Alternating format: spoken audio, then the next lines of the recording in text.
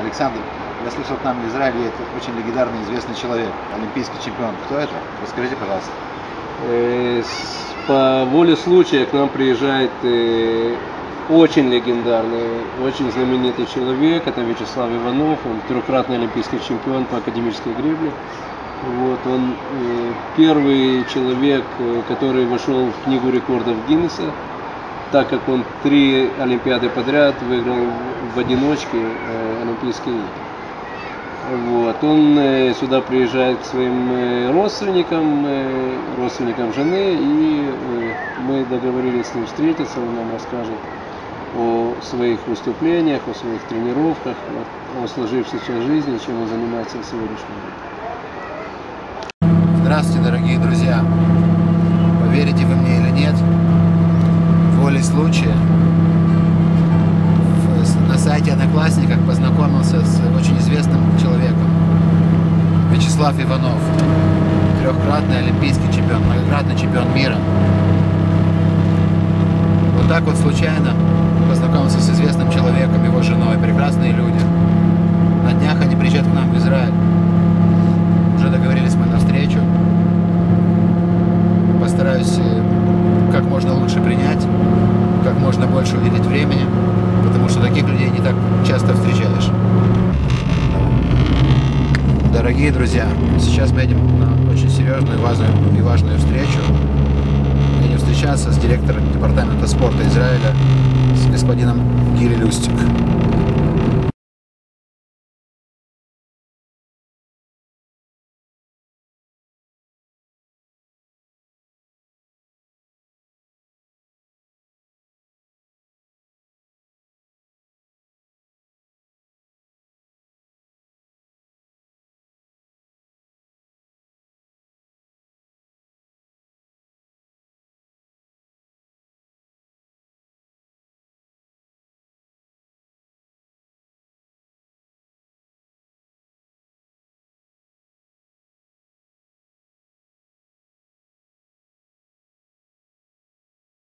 שלום גילי, תגיד לי בבקשה, לאיזה ספורט בישראל נותנים עדיפות ומדוע זה מוצדק? שלום ויקטור, אז באמת התשובה לשאלה הראשונה היא אחד הנושאים החשובים ביותר שקרו בספורט הישראלי בתקופות האחרונות. עם הקמתה של היחידה לספורט הישגי ב-1984 החליטו שלא מספיק להשתתף אלא צריך להצליח, והמטרות היו הצלחה בתחרויות בינלאומיות, אליפויות אירופה, אליפויות עולם וכמובן משחקים אולימפיים. השינוי המשמעותי השני קרה אחרי המשחקים האולימפיים באטלנטה, 96, שלאחריהם קמה ועדת לוין, בראשות כבוד השופט דוב לוין זיכרונו לברכה, שאמרה פעם הראשונה שצריך לקיים עדיפות ענפים. ספורט הישגי מבוסס על לתת הרבה למעט. ולכן אי אפשר לתת לכולם קצת, כי אז כולם יהיו בינוניים ומטה. לכן צריך לתת עדיפות ענפים. הכיוון הוא שבכל מחזור אולימפי קובעים את הענפים המועדפים. והסיבות הן ככה. אחד, הולכים על הענפים המרכזיים בתנועה האולימפית, שזה שחייה, אתלטיקה והתעמלות מכשירים. בענפים האלה זה המרכז הבמה, הם הענפים הפופולריים ביותר, החשובים ביותר, ולכן למדינת ישראל, אחרי יותר מ-60 שנות קיום, חשוב מאוד להופיע גם בענפים המרכזיים.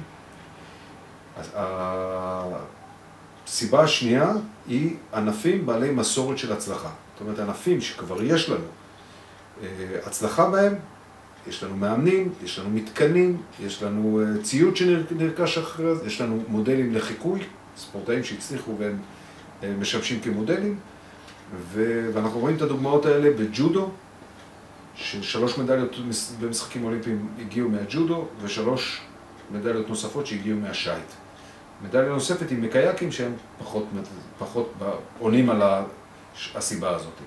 ככה שהענפים האלה שהם מרכזיים, בעלי מסורת ויש לנו הצלחה, אלה הענפים הנוספים. סיבה שלישית היא ענפים שמתאימים למדינת ישראל. שייט מתאים גם לנושא הזה, גם קייקים היה מתאים לנושא הזה, וענף נוסף שעוד לא הצלחנו כל כך לשכנע את כל הגורמים, זה כדורעף חופים.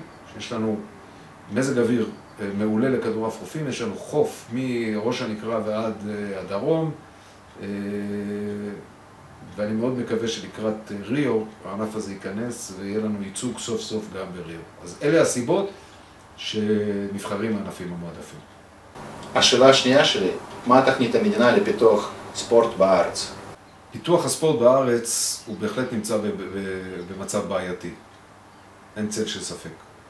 אנחנו עובדים על מבנה פירמידיאלי עם בסיס מאוד צר, כמעט אנכי. אין לנו תשתיות בכלל, יש לנו בעיה בחינוך הגופני בבתי הספר, יש לנו בעיה עם מספר הילדים, יש לנו רשומים כ-80,000 ספורטאים שמתעסקים בכל ענפי הספורט, שזה מספר מעליב, זה מספר שאי אפשר לעשות ממנו כלום. ולכן, אם המדינה רוצה, היא צריכה לעשות תוכנית לאומית, מה שעשו בבריטניה, שב-96 הם לקחו מדליה אחת, ואנחנו יודעים מה הם עשו בלונדון. הם עשו תוכנית לאומית. תוכנית לאומית זה איגום משאבים של מספר משרדים ביחד, של משרד החינוך עם בתי הספר, משרד הספורט כמובן, משרד הבריאות, שלא צריך לספר כמה בריאות חשוב, ספורט חשוב לבריאות, משרד הרווחה, יש צדק חברתי, כל ילד, אפשר לתת לכל ילד חוג ספורט חינם אחד, אנחנו נגדיל את התשתית בצורה מאוד מאוד משמעותית. משרד הנגב והגליל, כדי לפתח את הספורט בפריפריות, לתת להם אופק. יש את משרד הפנים, ששם נמצאים כל הרשויות המקומיות. הרשויות המקומיות מוחמצות. הן יכולות לעזור לנו בצורה בלתי רגילה להרחיב את בסיס הפירמידה. מועצת ההימורים, כדי שיהיו מתקנים בכל המקומות האלה, בעיקר בפריפריות, כדי לתת לילדים וילדות אפשרות להתאמן ולשחק. גם אם לא כולם יהיו ספורטאים, זה ספורט לעתיד. זה כאלה שמבינים ספורט, רוכשים תרבות ספורט, מה שאין לנו במדינת ישראל. ואני מאוד מאוד מאוד מקווה שיגיע, כי נכון להיום אין לנו תרבות ספורט בישראל. גילי, תגיד לי בבקשה, איך מקדמים ספורטאים אולימפיים מצליחים ונעזרים בניסיונם האישי?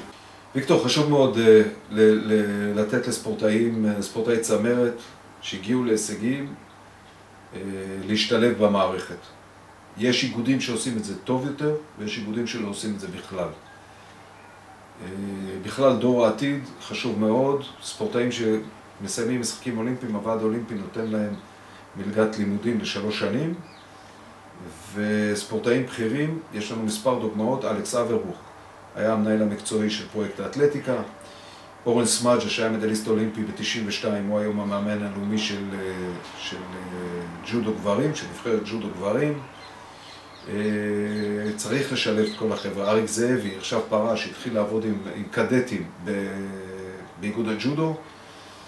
ככל שהאיגודים יבינו שהספורטאים האלה יכולים להיות משולבים בכל המערכות האלה, זה יהיה רווח. לא כולם מתאימים לזה, אבל רוב הספורטאים שעברו את התהליך, אני חושב שחשוב מאוד למדינה כמערכת לשלב אותם למען דור העתיד. ושאלה האחרונה, מה ניתן לעשות כדי לשפר את אורח החיים? השאלה האחרונה, ויקטור, היא שאלת $1,000,000. אני חושב שזה צריך להיות מובנה, הנושא של אורח החיים צריך להיות בנוי על 2 פירמידות, שעובדות אחת ליד השני, אחת על יד השני. הפירמידה האחת היא הפירמידה ההישגית, היא בגדול פירמידה הפוכה.